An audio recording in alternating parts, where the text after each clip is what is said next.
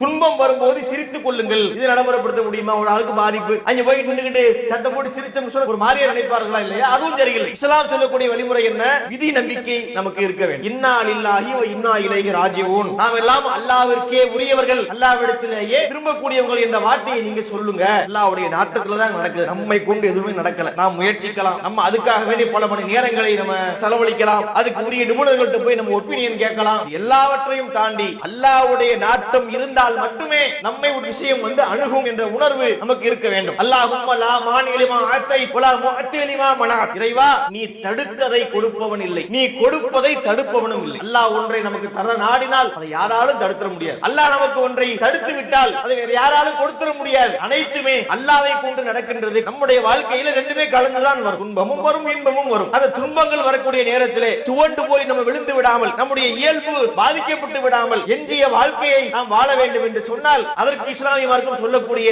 இந்த அறிவுரைகள் மிக முக்கியமாக